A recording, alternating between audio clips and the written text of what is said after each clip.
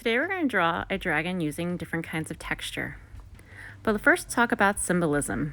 In Europe in medieval times, dragons were seen as evil, sin, and something to be afraid of. But before that, in many Asian cultures, dragons were seen as good luck, good fortune, something to be honored.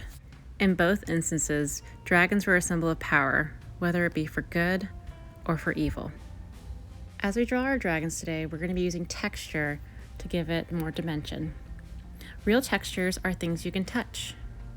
So think about if you touch this, how would it feel? Look at the lines. Look at the shapes. What's the sensation you get?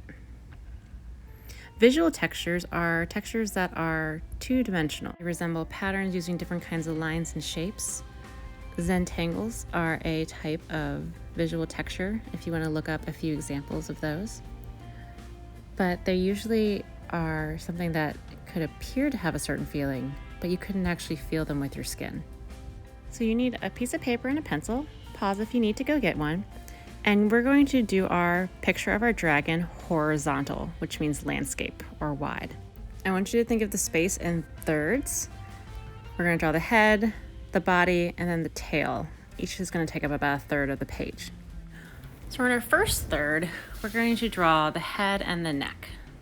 Try to imagine not going out of that area. You're going to make a U kind of at an angle for the head of the dragon. Remember that if your dragon doesn't look exactly like mine, that is okay.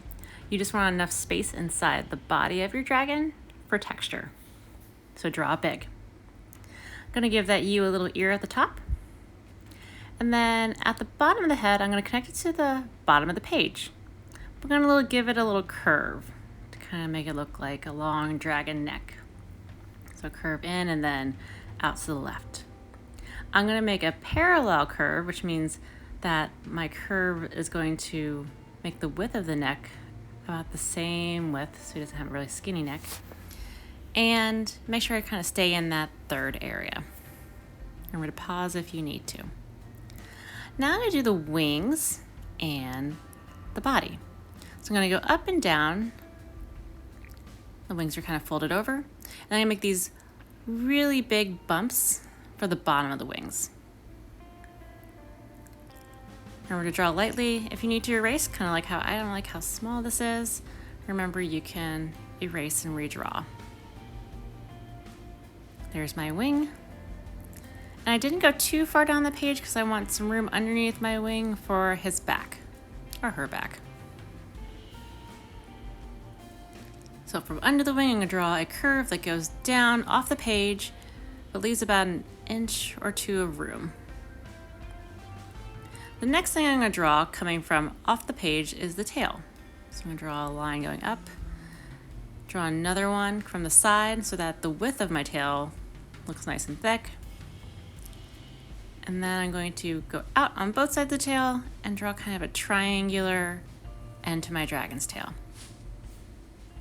Remember, once again, your dragon does not have to look like mine, but you should have a lot of space inside of your dragon, inside of the body, inside of the wings, and the neck and the tail. Optional, you can put spikes on your dragon. You don't have to do triangular spikes. You could do round spikes. You could do wavy spikes. You could do no spikes. I'm going to have mine going down the back of my dragon. And I'm going to draw a line inside my tail and add spikes to it as well. So take a few minutes to finish the main outlines of your dragon. Try not to draw a lot of detail inside your dragon yet. Leave big spaces. The last thing I'm going to do is the face. I'm going to give him a mouth. Give him kind of a football or lemon-shaped eye with a very skinny eye pupil in the middle. And then you can design your teeth however you'd like to along the mouth of your dragon. All right, so take a minute if you have a Sharpie or a marker to outline the lines of your dragon. If you need to pause to finish your dragon and outline it, that is fine.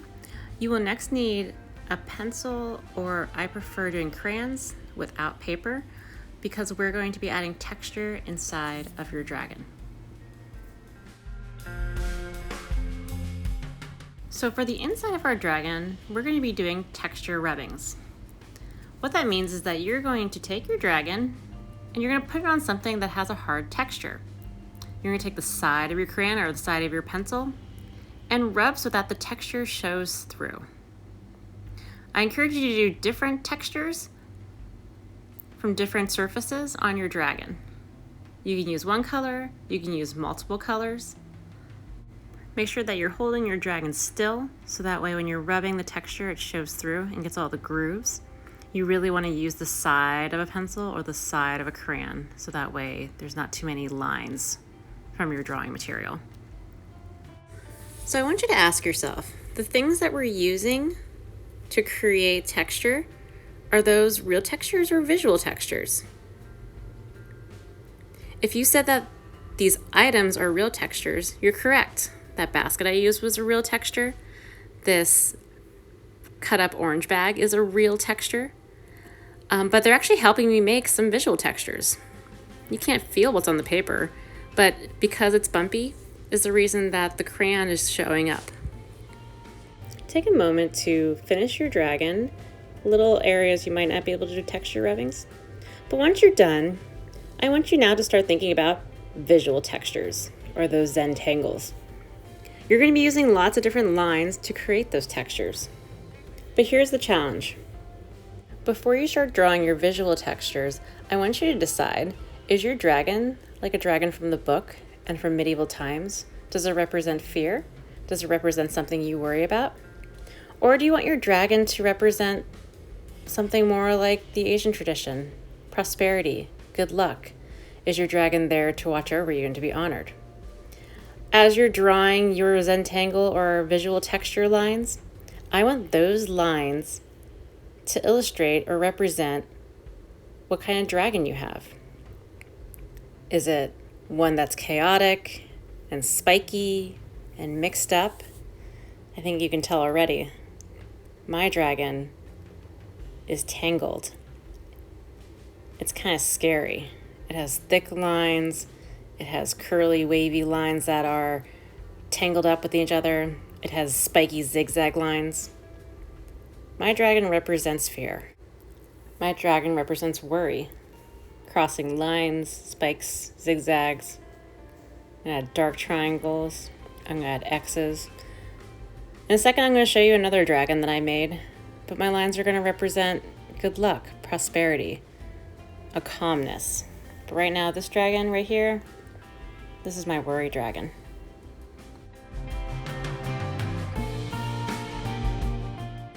So this is my worry dragon.